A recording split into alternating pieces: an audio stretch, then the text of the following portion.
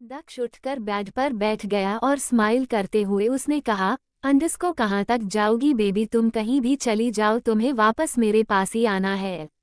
दक्ष की नज़र bed sheet पर लगे स्टेन पर गई, जिसे देखकर दक्ष के चेहरे पर और बड़ी स्माइल आ गई। दक्ष ने उस स्टेन को छूकर खुद से कहा, underscore you are mine baby only mine. Daksh की नज़र वॉल पर लगी घड़ी में गई तो अभी सुबह के 11 बज रहे थे।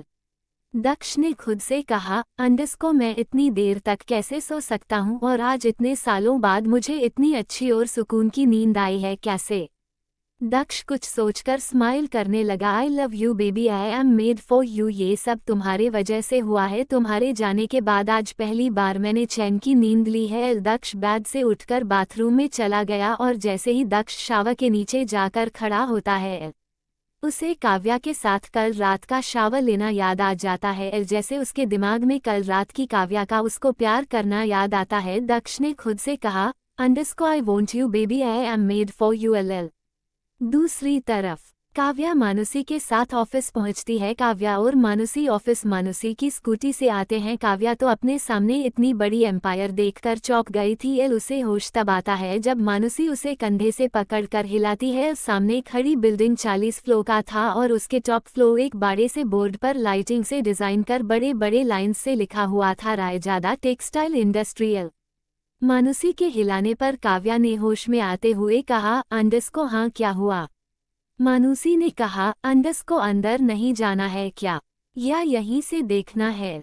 मानुषी काव्या को लेकर अंदर चली जाती थी है। फिर ऑफिस के मैनन गेट के पास मानुषी अपना ऑफिस पास स्वैप करती है और अपना फेस मशीन के सामने करती है। मशीन के मानुषी का फेस स्कैन करने के बाद गेट ओपन हो जाता है। तो मानुषी और काव्या ऑफिस में एंटर करते हैं। काव्या अंदर से ऑफिस देखकर दंग रह गई थी। उसे तो ऐसा लग रहा था जैसे ये सब सच ना होकर कोई सपना हो।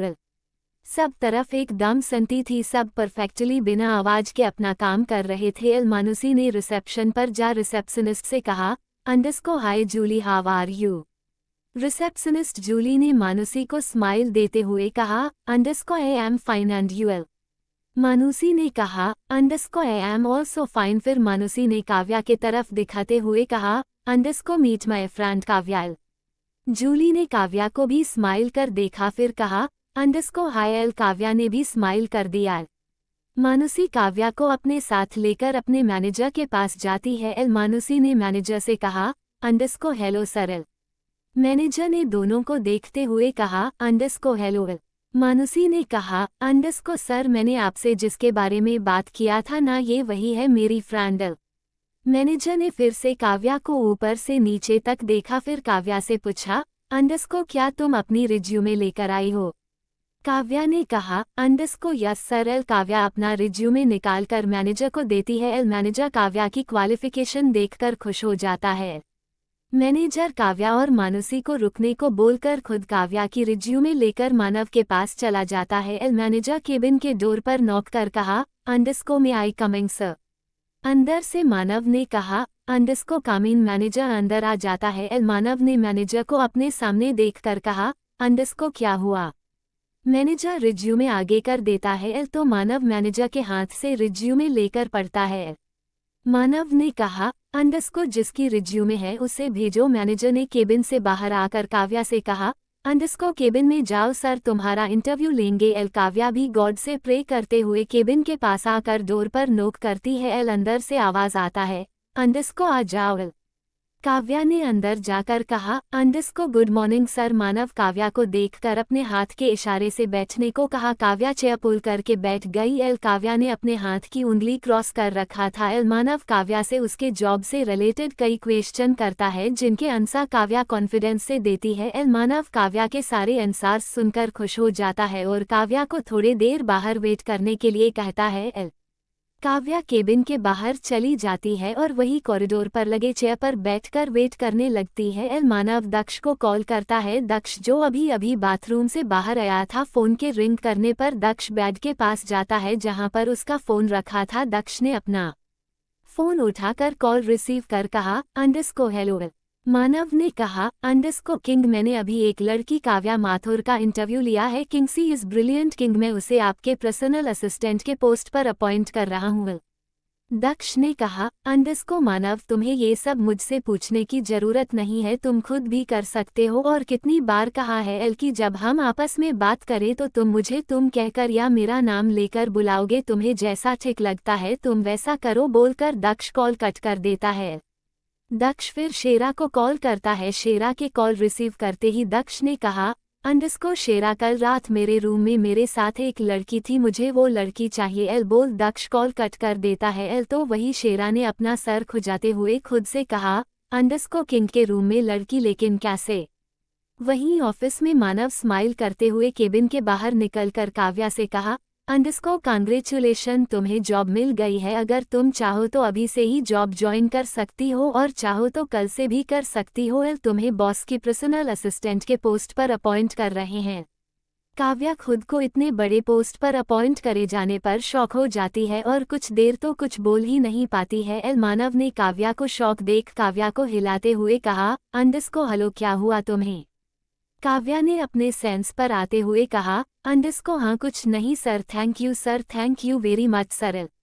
मानव स्माइल करते हुए अपने हाथ आगे करते हुए कहा, underscore welcome our office family. Kavya Manav से हाथ मिलाते हुए थैंक यू सर कहती है। मानव ने कहा, अंडरस्को चले। काव्या ने कंफ्यूजन से कहा, अंडरस्को कहाँ सर? मानव ने काव्या से कहा, अंडरस्को तुम्हारे केबिन में। काव्या ने पूछा, अंडरस्को सर, क्या मुझे पर्सनल केबिन मिलेगी? मानव ने जवाब दिया, अंडरस्को ऑफकोर्स, तुम काफ़ी ब्रिलियंट हो, तुम्हें तुम्हारे क्वालिफिकेशन और तुम्हारे ब्रिलियंट होने पर तुम्हें ये जॉब दी जा रही है। एल तो बॉस जहाँ रहेंगे तुम्हें भी वहीं रहना है। एल और ये रायजादा एम्पायर किसी को भी रिकमेंडेशन पर जॉब नहीं देती, कैंडिडेट की काबिलियत देखकर जॉब दी जाती है। एल काव्या मानव के साथ उसे मिलने वाली केबिन की ओर जाने लगती जो 37 फ्लोर पर था। एल मानव काव्या को जब लेकर जाता है तो मानव काव्या को दक्ष की पर्सनल लिफ्ट से ही लेकर जाता है जो सिर्फ दक्ष, मानव और शेरा ही यूज करते थे। एल मानव जब काव्या को अपने साथ लेकर जा रहा था तब वहां काम कर रही एक स्टाफ दूसरी स्टाफ से बोली, अंडरस्को उसे देखो, वो कितनी ओल्ड फैशन है। मानव सर ने उसे कैसे जॉब पर रख लिया, देखो तो जहां हम सब ने इतने फैशनेबल ड्रेस पहने हुए हैं वही उसे देखकर लग रहा है जैसे उसने कपड़े का पूरा थान ही कपड़ा बनाकर पहन लिया है। दूसरी लड़की, अंडरस्को हाँ, लेकिन लगता है कपड़ा थोड़ा कम पड़ गया होगा, इसलिए देखो ना हाथ और पैर दिखाई दे रही है। सब स्टाफ एक साथ हंसे लगते हैं। एल काव्या को ये सब सुनकर अच्छा नहीं लगता है। एल काव्या अपना सर नीचे झुका लेती है, उसे ऐसे देखकर मानव जैसे स्टाफ से कुछ बोलना चाहता है। मानव देखता है कि काव्या अपना सर उठाकर उन दोनों लड़कियों को देख रही थी जिन्होंने उस पर कमेंट किया था। काव्या उनके तरफ जाकर स्माइल करते हुए बोली, अंडरस्को आप लोग मेरे फुल लेंथ ड्रेस को देखकर ये कह रही है कि मैंने कपड़े की थान पहन रखा है। एल तो मैं भी आप लोगों से ये कह सकती हूँ कि आप लोग तो छोटे बच्चों के कपड़े पहनकर ऑफिस काम करने के लिए नहीं, अपनी जिस्म दिखाकर अपने बॉस को सिड्यूस करने आती हैं। एल काव्या की बात सुन सबका मुंह बंद हो जाता है क्योंकि काव्या ने जो कहा था वो सच था। एल काव्या की बात सुन मानव ठहाका लगाकर हंसने लगा। मानव ने काव्या से कहा, अंडरस्को अब चलो। काव्या ने कहा, अंडरस्को जी सर। मानव सारे स्टाफ से गेट बे की ओर वक्त कहकर मानव काव्या को दक्ष के केबिन के फ्लोर पर लेकर जाता है। मानव ने काव्या को उसका कैबिन दिखाते हुए कहा, अंडरस्को Kavya this is your cabin. Kavya cabin के अंदर जाकर देखती है केबिन बहुत सलीके से सेट किया हुआ था और दक्ष की केबिन और काव्या के केबिन को एक ग्लास वॉल से डिवाइड किया हुआ था। एल काव्या केबिन देखकर बहुत खुश हो जाती है। मानव ने काव्या को डायरी देते हुए कहा, अंडरस्को ये लो, आज बॉस का ये शेड्यूल चार्ट है, आज इसी से काम करो, कल से तुम खुद शेड्यूल बनाना और बॉस के हर एक काम का ध्यान तुम्हें रखना है। अगर कुछ प्रॉब्लम हो तो तुम मुझसे पूछ सकती हो। काव्या ने कहा, अंडरस्को सर, क्या मैं अपना काम स्टार्ट करने से पहले अपनी फ्रेंड से मिल सकती हूँ? मानव, अंडरस्को तुम्हारी फ्रेंड क्या इस ऑफिस में है?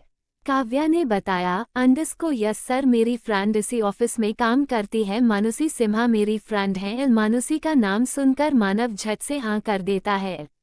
मानव मानुषी का नाम लेकर स्माइल करते हुए अपने केबिन की ओर चले जाता है। काव्या मानुषी से मिलने उसके डिपार्टमेंट में चली जाती है। काव्या मानुषी के गले लगते हुए, अंडरस्को मनु, मुझे जॉब मिल गई है और तुझे पता है मुझे जॉब किस पोस्ट में मिली है? मानुषी ने कहा, अंडस्को तू तो ऐसे बोल रही है जैसे तुझे बॉस की असिस्टेंट का पोस्ट मिला है।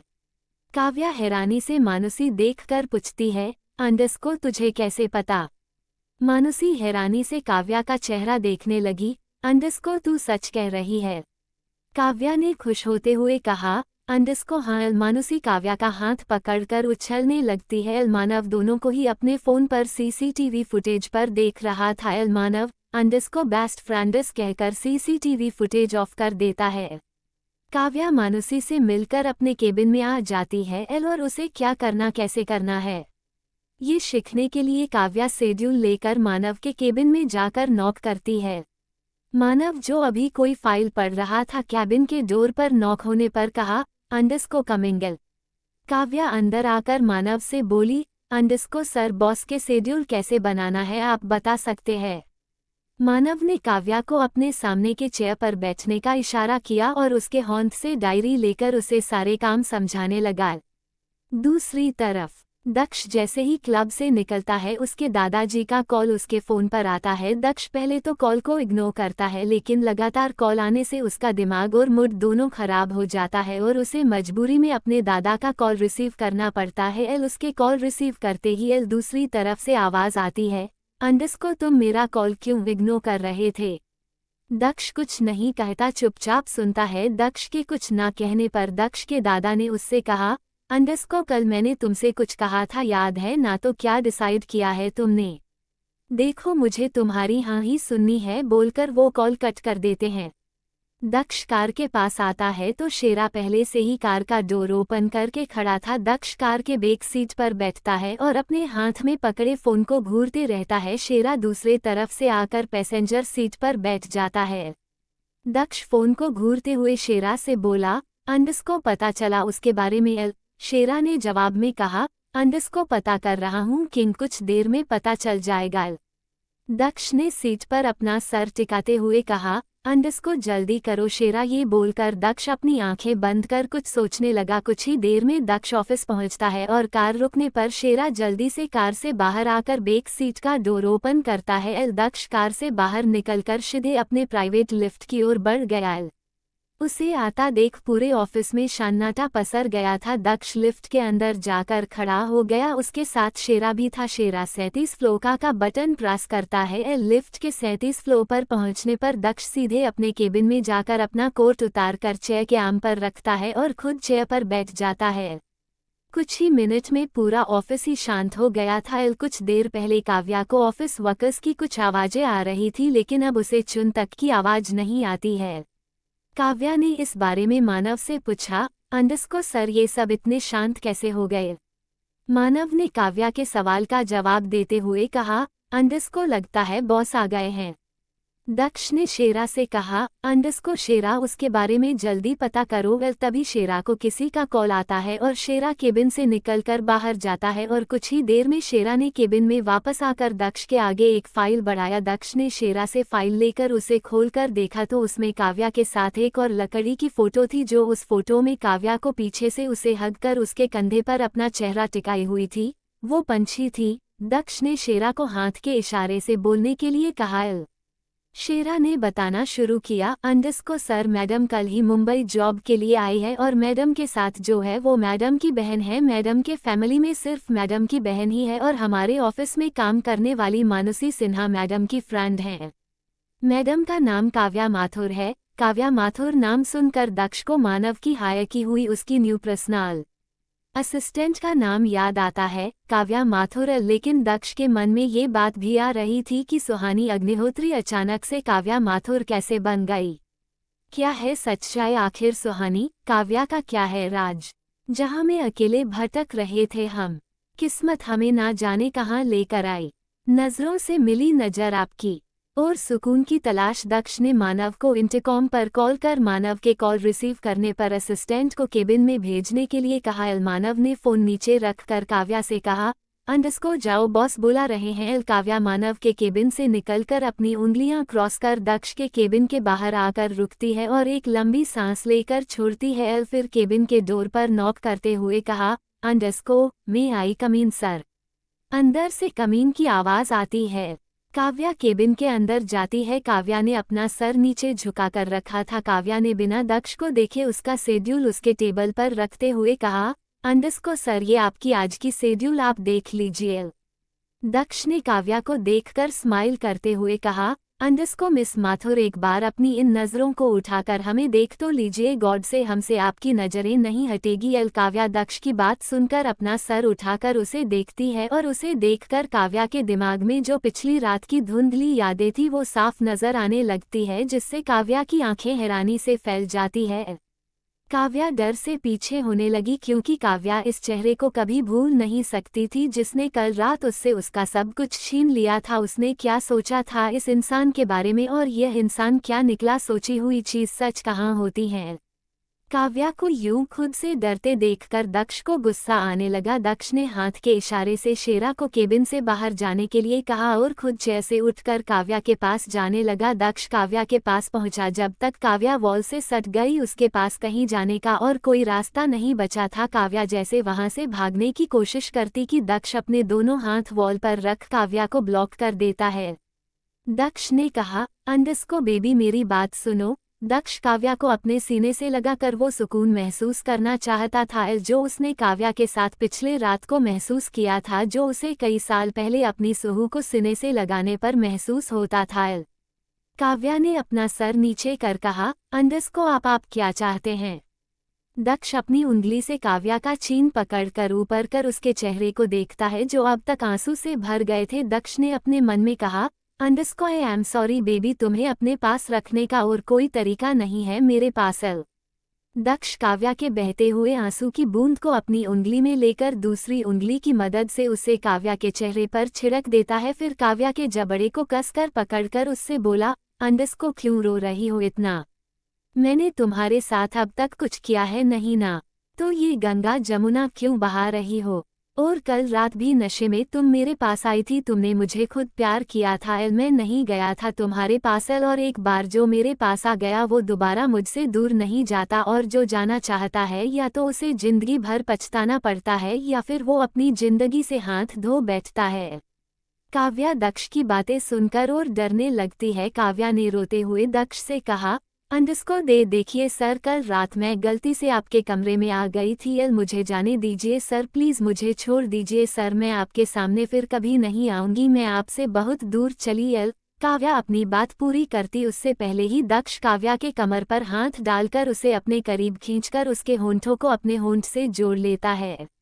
काव्या दक्ष को खुद से दूर करने के लिए उसके चेस्ट पर मुक्के से मारने लगी, लेकिन दक्ष के मस्क्यूलर चेस्ट पर काव्या के नाजुक मुक्के दक्ष को किसी चींटी के काटने के जैसे लग रहे थे। दक्ष काव्या के हाथ पकड़कर उसके कमर के पीछे मोड़ देता कर वैसे ही काव्या को किस कर रहा था। करीब 20 मिनट बाद जब दक्ष देखता है कि काव्या अब सांस नहीं ले पा रही है, तो दक्ष काव्या के होंठों को छोड़ता है, और जैसे ही दक्ष काव्या के होंठों को छोड़ता है, काव्या ने कसकर दक्ष के चेहरे पर एक थप्पड़ मारते हुए दक्ष से कहा, अंडरस्कोर आपको शर्म नहीं आती है किसी लड़की के साथ उसके मर्जी के बिना ये सब करते हुए।